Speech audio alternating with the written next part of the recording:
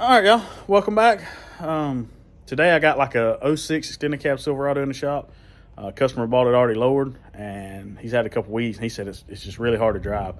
And he brought it out here for me to look at, and it got stuck in my driveway. It's freaking hammered. It's got 20s on it with 275/40 tires. And when I dug into it, it's got a 5-inch front drop. It's got a 3-inch drop coil from Max Track and a 2-inch spindle. And it looks like the coil has been cut a little bit. So it may actually be about 6 in the front. The rear, turn this thing around where y'all can see what I'm talking about. The rear had a flip kit, which is a 6-inch drop. And then it had a 2-inch drop shackle. And then it also had a 1-inch lowering block between the rear end and the flip kit, which that's 9 inches of total drop in the back. And then I mean, if I had to guess, I would say the front was at 6 because the tire was tucked into the fender. It's low. The longer they are, the lower they are. The harder, the harder they are to drive because you got a whole lot of frame hanging down there. This drop on a regular cab wouldn't quite be as hard and aggravating to drive. But what I did is I took the 1-inch block out of the back. That picked the back up an inch. On the front, I had a Bell-Tech coil spring spacer that goes in the top. If you search that on Summit, you can pull that up. You pull the coil spring out, it sticks right on top. Put the coil spring back in, it just spaces the coil spring down a little bit and picks the front of the truck up an inch. So overall, we picked the whole truck up 1 inch, and now we're going to do another little mod that I have to do every time I bag one. But some of these really low static drop trucks, we do it on them too. So this crossmember, transmission crossmember, hangs down about 1.5 inches. That's what, when you pull in and out of somewhere with a slam truck, that's usually what drags. So we're going to section that up where it's flush with the bottom of the frame. We'll cut it up to here. It'll be right below these bolts and all the way across. If you bag your Silverado and don't do this, or change crossmember, I know there's a bunch of tubular crossmembers for 4L80 swaps. You can probably get them for 4L60s too, I'm not sure. But if you bag the front of your Silverado and you don't do that, the front's not going to lay all the way out. You also got these crossbars under here. They're already bent up because they've been hitting the ground too, but I'm going to leave those because they protect that oil pan a little bit. The oil pan that drain is almost flush with the bottom of that front crossmember. So these do hang down a little bit. Might save him from knocking a hole in the oil pan pulling in somewhere. But we're gonna take this crossmember out, section it. His exhaust hangs, as you can tell, it's been beat up. He can take it to the exhaust shop when he gets it back and have that raised up to match the crossmember. And just doing that and the 1 inch all the way around should make this truck a whole lot more drivable. Because I drove it and it's a challenge. I've got trucks like that myself. I've got an S10 over there. It's 1 inch off the ground when I sit down in it. It's fun, but you better be paying attention while you're driving it, because you'll be calling somebody to pull you off the curb if you ain't real careful. Y'all follow along or I'll show you how to do it. Might save y'all some aggravation.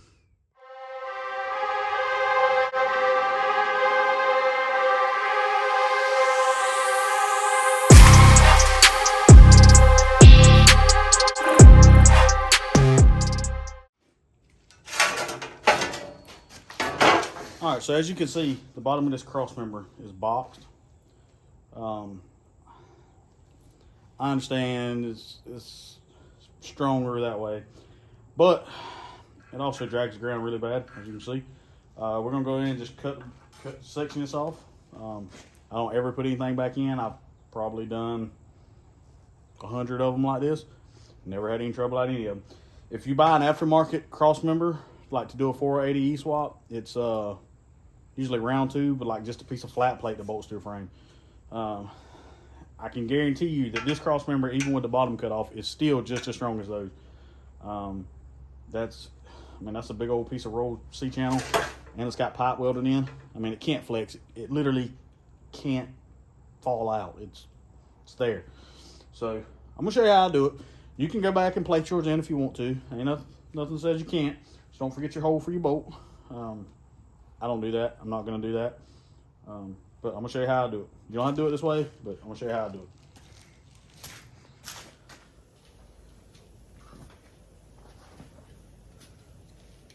All right, so I'm going to use my plasma cutter. If you don't have a plasma cutter, that's okay. You can do it with a cutoff wheel. I'm sure You can do it with a Sawzall if you're patient. But I'm gonna do it with my plasma cutter because it's just the easiest way I have to do it.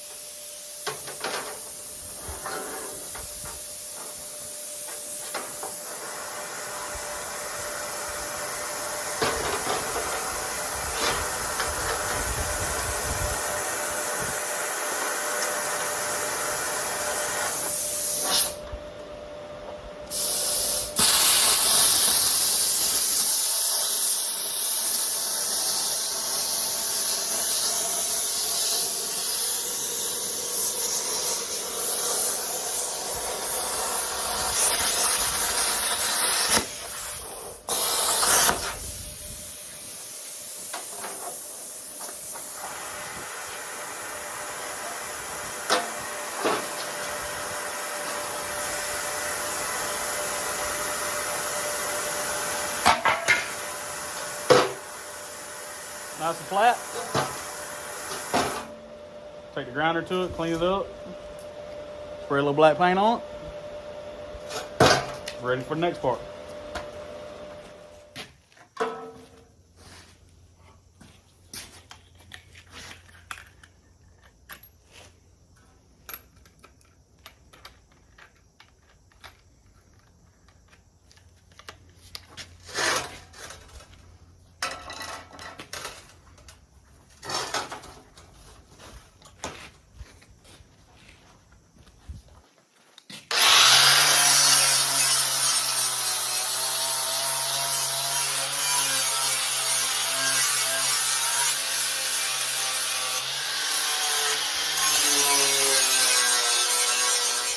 All right, so the next part of this is the crossmember mount. If I just put the crossmember back in there, it's going to stop about right here, and now this is going to be hanging down just as low as the crossmember was. So if you don't cut this off, you defeated the purpose. And then these are going to get all bent up, and the front one's going to get bent backwards, and you're not going to be able to get the crossmember out next time. So you got to cut these off too. What I do is I either take a Sawzall or my plasma. I'm going to use my plasma today. I'm going to just cut it right across here to the circle. This is where a torsion bar would go through if you had a four-wheel drive. There's a torsion bar crossmember that would bolt back here. That's where your torsion bar would go through if you had a four-wheel drive. So that's not used for anything. I'm going to cut across here, cut across there, and cut all the way across here. And that's going to get the bottom half of this off. You still got all this up here as well, all the way across the top, down both sides. It's not going to go anywhere, I promise. Promise. If it does go somewhere, you've done something bad. You hit something really hard. So here's how we do that.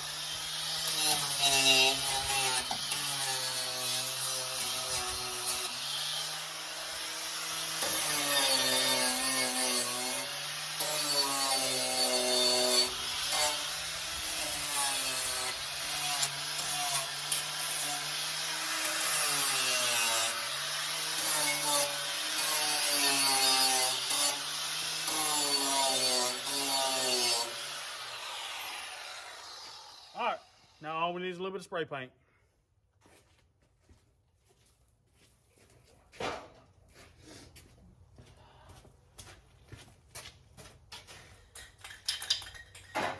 Which, of course, is nowhere to be found. Oh, I lied. Right where it wasn't supposed to be. The last place I had it.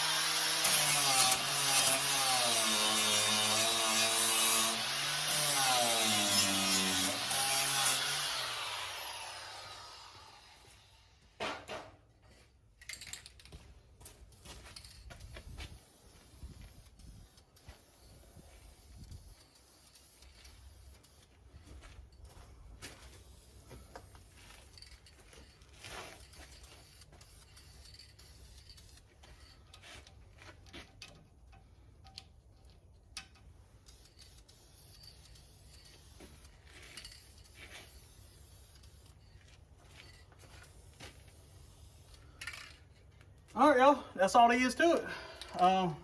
That just took, I don't know, 15 minutes or so.